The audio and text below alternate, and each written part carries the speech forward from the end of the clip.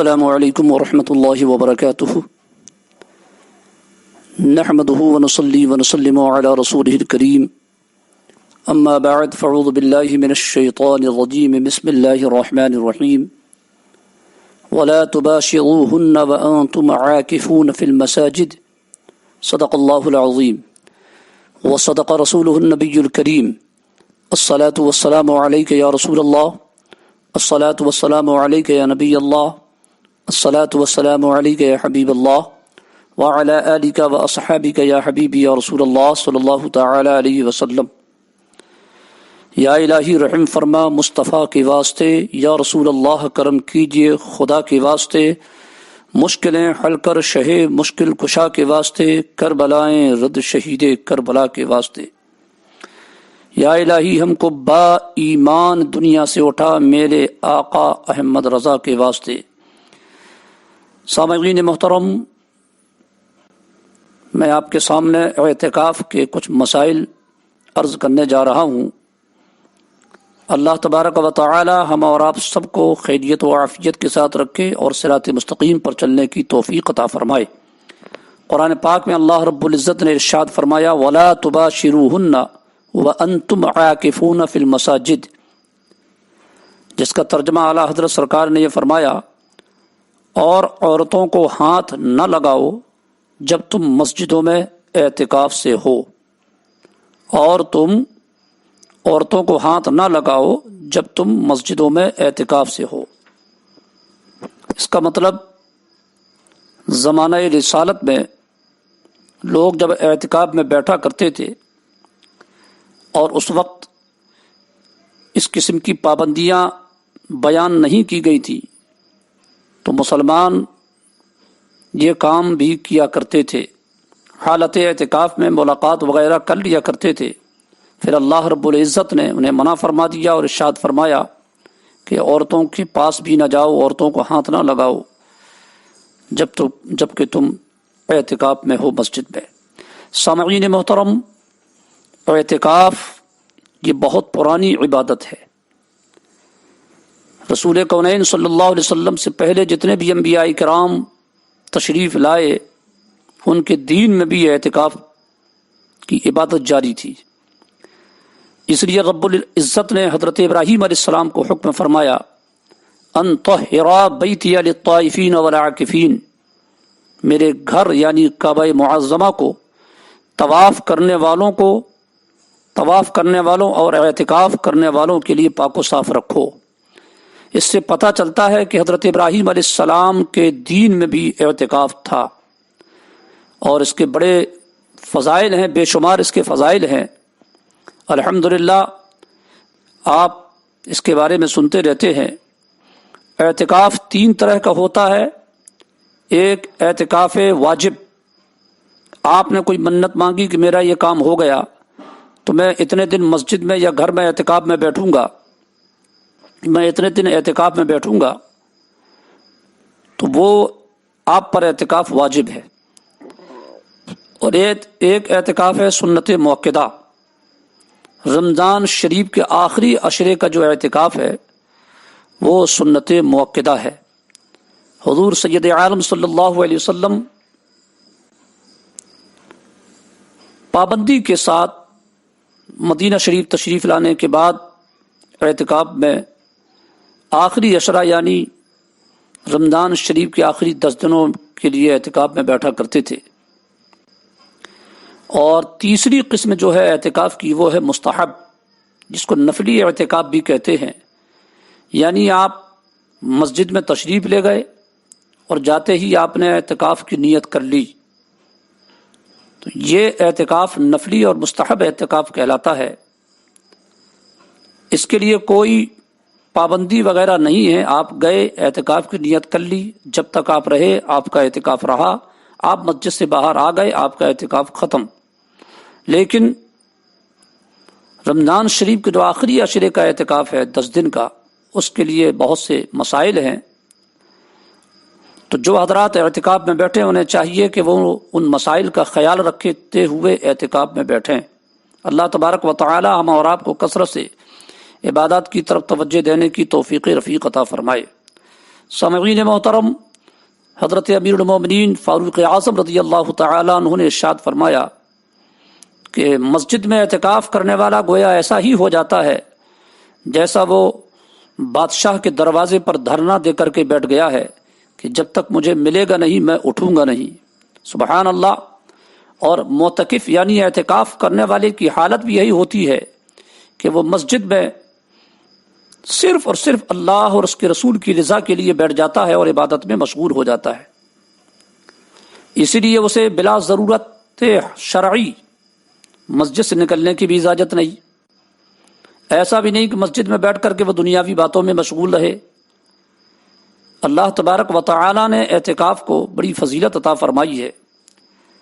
میں جو مسئلے رکھنے جا رہا ہوں سامعین محترم وہ یہ ہے کہ رمضان شریف کا جو اعتکاف ہے اس کے لیے روزہ ضروری ہے۔ بغیر روزے کے رمضان شریف کا جو اعتکاف ہے وہ صحیح نہیں ہوتا۔ اور اعتکاف ایسی مسجد میں کیا جائے جہاں پر جماعت وغیرہ ہوتی ہو۔ جامع مسجد اس کے لیے شرط نہیں ہے، جامع مسجد ہی اس کے لیے شرط نہیں ہے۔ جامع مسجد کے علاوہ ایسی مسجدوں میں بھی اعتکاف کیا جا سکتا ہے جہاں پر جماعت ہوتی ہو، اگرچہ وہاں جمعہ نہ ہوتا ہو۔ حضور سید عالم صلی اللہ علیہ وسلم پابندی کے ساتھ اعتکاف فرمایا کرتے، اعتکاف میں بیٹھا کرتے تھے۔ آدمیوں کی طرح عورتیں بھی اعتکاف میں بیٹھ سکتی ہیں۔ آدمی یعنی مرد حضرات مسجد میں ہی بیٹھیں گے اور عورتیں اپنے گھر میں اعتکاف میں بیٹھیں گی، اور گھر میں اس جگہ پر اعتکاف میں بیٹھیں گی جو جگہ انہوں نے اپنے لیے نماز کے لیے خاص کی ہو، جیسے مسجد بیت کہتے ہیں۔ اور اگر انہوں نے گھر میں کوئی جگہ ایسی نہیں بنائی ہے مسجد کے لیے نماز کے لیے خاص، کبھی ادھر کبھی ادھر کبھی ادھر پڑھ لیا نماز، تو انہیں چاہیے کہ جب وہ اعتکاف میں بیٹھیں تو ایک جگہ نماز کے لیے پہلے خاص کر لیں اور پھر اسی جگہ پر وہ اعتکاف میں بیٹھ جائیں۔ ان کے لیے وہ جگہ مسجد ہے، وہ بھی اس جگہ سے بلا ضرورت ادھر ادھر نہیں جا سکتی۔ ہاں اسی جگہ پر بیٹھ کر کے وہ عبادت وغیرہ کریں، باتھ روم وغیرہ کے لیے وہ جائیں گی اور اس کے بعد پھر اسی جگہ پر بیٹھ جائیں گی۔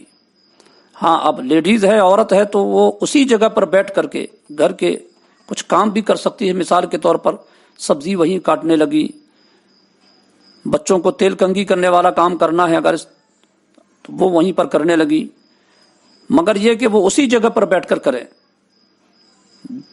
باقی اس جگہ سے وہ بھی ہٹ نہیں سکتی۔ خاص مسئلہ میں جو آپ کے سامنے عرض کرنے جا رہا ہوں اور وہ یہ ہے کہ مسجد میں دو جگہ ہوتی ہے، ایک خارج مسجد، ایک داخل مسجد۔ داخل مسجد وہ جو نماز کے لیے مقرر ہوتی ہے، نماز جہاں پر پڑھی جاتی ہے، اور خارج مسجد وہ جو مسجد کے ضروریات کے لیے جو جگہ بنائی جاتی ہے اسے صحن بھی کہتے ہیں، اسے فنائے مسجد بھی کہتے ہیں۔ المختصر تاج الفقہا حضرت علامہ مفتی اختر حسین صاحب سے اس کے تعلق سے سوال ہوا تو آپ نے دیگر فتاوے کے روشنی میں اور فتاوی رضویہ کے حوالے سے مسئلے کو کلیئر کرتے ہوئے آخر میں حضور صدر الشریعہ علیہ الرحمہ کے فتوی فتاوی امجدیہ کے حوالے سے آپ نے جو ہے فتاوی امجدیہ کے حوالے سے آپ نے یہ مسئلہ لکھا ہے کہ فنائے مسجد وہ جگہ ہے جو مسجد کی ضروریات کے لیے بنائی جاتی ہے، مثلا یعنی جیسے جوتا اتارنے کی جگہ اور غسل خانہ وغیرہ۔ تو اگر ان میں کوئی معتکف چلا جاتا ہے تو اس کا اعتکاف نہیں ٹوٹے گا۔ فنائے مسجد بھی مسجد کے حکم میں ہی ہے، تو اعتکاف کرنے والا اگر بلا ضرورت بھی یعنی جو غسل فرض نہیں ہے اس پر، ایسے ہی نہانے کے لیے اگر وہ مسجد کے اندر ہی جو وضو خانہ وغیرہ بنا ہوا ہے اگر وہ وہاں جا کر نہاتا ہے، غسل کرتا ہے، یا داخل مسجد سے نکل کر کے اس جگہ پر آ کر تھوڑی دیر کے لیے بیٹھ جاتا ہے تو اس سے اس کا اعتکاف نہیں ٹوٹتا۔ آپ نے تمام فتووں کی روشنی میں یہ خلاصہ بیان کیا اور ارشاد فرمایا کہ جب فنائے مسجد معتکف کے لیے مسجد کے حکم میں ہے تو وہاں جانا حدود مسجد سے باہر جانا نہیں ہوگا بلکہ مسجد میں ہی آنا جانا ہوگا۔ تو اگر معتکف یعنی اعتکاف کرنے والا بغیر ضرورت بھی وہاں جائے تو اعتکاف نہیں ٹوٹے گا۔ مطلب جوتا اتارنے کی جگہ، چپل اتارنے کی جگہ، وضو کرنے کی جگہ، باتھ روم کی جگہ، اور بھی مسجد کا صحن، مسجد کے ایریے ہی، مسجد کے اندر ہی جو مدرسہ وغیرہ لگنے کی جگہ ہے، ان تمام جگہوں کی میں اگر معتکف جاتا ہے تو اس سے اس کا اعتکاف نہیں ٹوٹتا، کیونکہ یہ سب فنائے مسجد میں ہے اور مسجد ہی کے حکم میں ہے۔ یہ حضور صدر الشریعہ علیہ الرحمہ نے بہار شریعت والوں نے اپنے فتاوی امجدیہ میں لکھا، اور اس کو حضور تاج الفقہا نے اپنے فتاوی علیمیہ میں اس کو پیش کیا، اس کا حوالہ دیتے ہوئے۔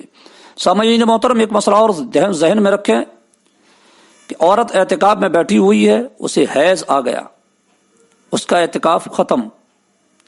اب پاک ہو جانے کے بعد میں وہ بچے ہوئے دنوں کی قضا کرے گی، جتنے دن باقی رہ گئے تھے اتنے دن کی قضا وہ کرے گی، اور اس سے میں وہ گنہگار بھی نہیں۔ اسی طرح مرد اعتکاف میں بیٹھا ہوا ہے اور اس کا اعتکاف بھی ٹوٹ گیا کسی وجہ سے، جو شریعت کے احکام اس کے خلاف کرنے کی وجہ سے جو اس کا اعتکاف ٹوٹ گیا، تو وہ بھی بعد میں اپنی قضا پوری کرے گا، جان بوجھ کر کے ٹوٹا ہو یا دھوکے میں ٹوٹ گیا ہو اعتکاف، بعد میں اس کی قضا کرنا پڑے گا۔ سامعین محترم، ایک اور مسئلہ ذہن میں رکھیں کہ ہم یہ دیکھ رہے ہیں آج کل کہ جو حضرات اعتکاف میں بیٹھتے ہیں، مسجد میں ان سے ملاقات کا سلسلہ شروع ہوتا ہے، اس کے متعلقین اور ملنے جلنے والے آتے ہیں اور باقاعدہ اس کے پاس بیٹھ کر کے لمبی چوڑی گفتگو کرتے ہیں، ٹائم پاس کرتے ہیں۔ ایسا محسوس ہوتا ہے کہ وہ قید میں بیٹھ چکا ہے اور کئی سال سے وہ ان سے جدا تھا، بہت دنوں بعد ان سے ملاقات ہو رہی ہے، تو وہ صاحب آ کر کے ایسی گفتگو سے کرتے ہیں کہ جیسے اب مسجد سے اس کو کبھی قیامت تک نکلنا نہیں ہے۔ تو ان تمام چیزوں میں آپ سے میں مؤدبانہ گزارش کروں گا کہ آپ اعتکاف میں بیٹھے ہیں، اللہ اور اس کے رسول کے لیے آپ کو چاہیے کہ آپ اعتکاف کے حق کے ساتھ ادا کریں، اور جو حضرات آتے بھی ہیں اگر وہ آپ سے سلام دعا کریں، ان کا جواب دیں، خیر خیریت پوچھ لیں، باقی وہ اپنے گھر جائیں، بلا ضرورت مسجد میں بیٹھ کر کے ٹائم پاس نہ کریں۔ یہ آپ کو بھی معلوم ہے کہ مسجد میں بلا ضرورت باتیں کرنا کیسا ہے، دنیاوی باتیں کرنا جو مباح ہیں، جائز باتیں ہیں، وہ سب باتیں مسجد میں حرام ہیں اور نیکیوں کو برباد کر دیا کرتی ہیں۔ رمضان شریف کے مہینے میں، اعتکاف کی حالت میں، روزے کی حالت میں آپ مسجد میں بیٹھ کر کے ادھر ادھر کی لایانی باتیں کریں اور ٹائم پاس کریں اور ایک فیشن کی طرح اعتکاف کو پورا کریں، یہ کسی صورت میں جائز نہیں ہے۔ اس لیے آپ بیٹھ رہے ہیں تو اللہ اس کے رسول کی رضا کے لیے بیٹھیں اور ذمہ داری کے ساتھ اسے پورا کریں۔ آپ پوری بستی والوں کی طرف سے امین بن کر کے بیٹھے ہیں، بستی میں ایک آدمی بھی اعتکاف میں بیٹھ گیا تو سب بری ذمہ ہو جاتے ہیں، اور کوئی آدمی بستی میں ایک آدمی بھی اگر اعتکاف میں نہیں بیٹھا تو سب گنہگار ہوتے ہیں۔ تو الحمدللہ آپ اہل ایمان کی طرف سے مسجد میں اعتکاف کے لیے بیٹھے ہیں، اللہ تبارک و تعالی آپ کے اعتکاف کو قبول فرمائے۔ جو حضرات اعتکاف میں بیٹھتے ہیں اور اعتکاف کو اس کے حق کے ساتھ ادا کرنے کی توفیق رفیق عطا فرمائے۔ تو میں نے عرض کر دیا کہ اعتکاف 3 قسم کا ہوتا ہے، واجب، سنت مؤکدہ اور نفل۔ واجب منت کا اعتکاف، سنت مؤکدہ یعنی رمضان شریف کے آخری 10 دنوں کا اعتکاف، اور اس کا مسئلہ یہ ہے کہ 20 تاریخ کو سورج ڈوبنے سے پہلے پہلے مسجد میں آپ پہنچ جائیے، 20 تاریخ کو مسجد میں پہنچ جائیے سورج ڈوبنے سے پہلے پہلے۔ اگر آپ سورج ڈوبنے کے بعد پہنچے تو آپ کا اعتکاف صحیح نہیں، پہلے پہنچنا ہوگا آپ کو، تب جا کر کے یہ اعتکاف سنت آپ کا ادا ہوگا۔ اور اگر آپ کوئی اعتکاف سنت نہیں کرتا، یوں ہی 2 دن کے لیے، 3 دن کے لیے، 5 دن کے لیے مسجد میں بیٹھ گیا تو وہ نفلی اعتکاف ہوگا، اسے بھی ثواب ملے گا، مگر سنت اعتکاف کی شرط یہ ہے کہ سورج ڈوبنے سے پہلے پہلے 20 تاریخ کو وہ مسجد میں پہنچ جائے اور اپنی ضروریات کا سامان بھی وہاں لیتا جائے۔ معتکف یعنی اعتکاف کرنے والا مسجد بھی سوئے گا، وہی کھائے گا، وہی پیے گا۔ اور ایک بات اور ذہن میں رکھیں کہ جو اعتکاف کرنے والے مسجد میں ایک جگہ اپنی خاص کر کے بیٹھ جایا کرتے ہیں، ایسا نہیں ہے کہ وہ صرف اسی جگہ پر بیٹھ کر کے عبادت کریں، پوری مسجد میں وہ گھوم گھوم کر عبادت کر سکتے ہیں. یعنی کلمہ درود استغفار پڑھنا ہے، چلتے پھرتے قرآن پاک پڑھنا ہے، تو پورا مسجد جو ہے وہ داخل مسجد جو بھی ہے وہ اس کے اندر باقاعدہ طور پر گھوم گھوم کر پڑھ سکتے ہیں. نفل پڑھنا ہے وہ مسجد میں کہیں بھی پڑھ سکتے ہیں، جس جگہ پر ان کا بستر بچھا ہوا ہے اسی جگہ پر بیٹھ کر کے ہی سب کچھ پڑھنا یہ ضروری نہیں ہے. اعتکاف کرنے والا کیا کرے گا؟ نوافل پڑھے، قضاء عمری پڑھے، قرآن پاک کی تلاوت کرے، کلمہ شریف پڑھے، درود شریف پڑھے، توبہ اور استغفار کرے، دینی مسئلے والی کتابیں پڑھے، بزرگان دین کے واقعات والی کتابیں پڑھے. اگر کوئی اس کے وہاں پر مسجد میں بیٹھ جاتا ہے اور وہ انہیں دین کی باتیں سکھاتا ہے، پڑھاتا ہے، مسئلے مسائل سناتا ہے، سمجھاتا ہے، تب بھی کوئی حرج نہیں، یہ بھی کر سکتا ہے. یعنی دینی کام تمام کر سکتے ہیں. ایسا نہیں کہ ہر وقت بس نفل ہی پڑھنا ہے، نفل کے علاوہ یہ سب کام بھی وہ کر سکتا ہے. سامعین محترم، اسی طرح معتکف مسجد میں بیٹھ کر کے موبائل بھی استعمال کرتے ہیں. اگر وہ موبائل صرف اس لیے رکھا ہے کہ اس میں وہ قرآن پاک پڑھتا ہے یا مسئلے مسائل کی کتابیں لوڈ کیا ہوا اسے پڑھتا ہے یا مسئلے مسائل کی کچھ اور باتیں اس میں ایسی ہیں جو اسے پڑھتا ہے، تو وہ تو کر سکتا ہے. لیکن اب وہ اعتکاف میں موبائل لے کر کے بیٹھے ہیں جناب، اور گھر سے فون آ رہا ہے، دوستوں کا فون آ رہا ہے اور باقاعدہ طور پر موبائل میں باتیں ہو رہی ہیں. آپ عقل سے سوچئے، کیا یہ سب چیزیں مسجد میں صحیح ہو سکتی ہیں؟ ہرگز نہیں ہو سکتی ہیں. اسی طرح اعتکاف میں اگر آپ مسجد میں بیٹھے ہیں تو موبائل میں آپ ایسا نہ ہو کہ آپ ویڈیو دیکھنا شروع کر دیں، خبریں سننا شروع کر دیں. واٹس ایپ میں جو بھی خبریں آ رہی ہیں، فیس بک میں، یوٹیوب میں، یہ سب عام طور سے چلا کر کے آپ وہاں پر خبریں سننے لگیں، یہ سب ناجائز و حرام ہے. دینی باتیں اگر اس میں لوڈ ہیں، کتابیں ہیں یا مسئلے مسائل فتوے ہیں تو آپ اسے پڑھ سکتے ہیں، اس میں کوئی حرج نہیں ہے. مگر وہاں بیٹھ کر کے آپ موبائل کو باتوں کے لیے استعمال کریں، یہ جائز نہیں ہے. سامعین محترم، اس مسئلے کو بھی سماعت فرمائیں کہ مسجد میں کئی حضرات اعتکاف میں ساتھ میں بیٹھ سکتے ہیں. نابالغ بچہ بھی مسجد میں بیٹھ سکتا ہے اگر وہ سمجھدار ہے، بالغ ہونا ہی اس کے لیے ضروری نہیں. اور اعتکاف کرنے والا مسجد سے بغیر ضرورت نہیں نکل سکتا. ضرورت یہی تھی کہ وہ پیشاب پخانہ وغیرہ کے لیے، نہانے کے لیے نکلتا. آج الحمدللہ یہ سارے انتظامات مسجد میں موجود ہیں، تو اب باہر نکلنے کا تو سوال ہی پیدا نہیں ہوتا. نہ وہ کسی کی موت مٹی میں جا سکتا، نہ کسی کی عیادت کے لیے جا سکتا، نہ کسی فنکشن میں جا سکتا، نہ کسی محفل قرآن خوانی وغیرہ کسی بھی کام کے لیے مسجد سے نہیں نکل سکتا. اگر وہ نکلے گا مسجد سے تو اس کا اعتکاف ٹوٹ جائے گا. اعتکاف کرنے والا مسجد میں ہی رہے. جو حضرات اعتکاف میں بیٹھے ان سے دعائیں کروائیے، اور انہیں چاہیے کہ وہ پوری امت کے لیے خوب اللہ رب العزت کی بارگاہ میں دعا کریں. اعتکاف میں بیٹھنے والا رب ذوالجلال کی بارگاہ میں سمجھو آسن مار کر کے بیٹھ چکا ہے، اور اللہ تبارک و تعالیٰ اس پر کرم فرماتا ہے. حضرت امام حسن رضی اللہ تعالیٰ عنہ سے روایت ہے، وہ ارشاد فرماتے ہیں کہ حضور سید عالم صلی اللہ علیہ وسلم نے ارشاد فرمایا، جو اللہ تبارک و تعالیٰ کی رضا کے لیے رمضان کے 10 دنوں کا اعتکاف کرتا ہے تو وہ ایسا ہے جیسے اس نے 2 حج کیے اور 2 عمرے کیے. 2 حج اور 2 عمرے کا ثواب اسے ملتا ہے جو اللہ اس کے رسول کی رضا کے لیے 10 دن مسجد میں رمضان شریف کے اعتکاف میں بیٹھ جایا کرتا ہے. المختصر، اعتکاف کے بہت فضائل ہیں، بہت بلند فضیلت والی یہ عبادت ہے. اللہ تبارک و تعالی ہم اور آپ سب کو صراط مستقیم پر چلنے کی توفیق رفیق عطا فرمائے، اور رسول کونین صلی اللہ علیہ وسلم کی اسوہ حسنہ کو اپنانے کی توفیق رفیق عطا فرمائے. استغفر اللہ ربی من کل ذنب واتوب الیہ، اشہد ان لا الہ الا اللہ وحدہ لا شریک لہ واشہد ان محمدا عبدہ ورسولہ. یہ میں نے پہلے بھی عرض کر دیا ہے کہ 20 تاریخ کو مغرب کے پہلے وہ چلا جائے گا اور چاند دیکھنے کے بعد ہی نکلے گا. لوگ معتکفین کا یعنی اعتکاف میں بیٹھنے والوں کی حوصلہ افزائی کرتے ہیں، انہیں باقاعدہ استقبال کر کے ان کو گھر تک ودا کرتے ہیں، اس میں کوئی شرعاً حرج نہیں ہے، مگر اس میں بھی زیادہ مبالغہ نہ کیا جائے، اس کو بھی سادگی کے ساتھ کیا جائے تاکہ عبادت کی طرح ہو، زیادہ اس کو شو فیشن کی طرح استعمال نہ کیا جائے۔ السلام علیکم ورحمۃ اللہ وبرکاتہ۔ خاک پائے اعلیٰ حضرت حافظ محمد فرید قادری رضوی، امام و خطیب مسجد سبزی فروشہ بھان تلیہ جبل پور۔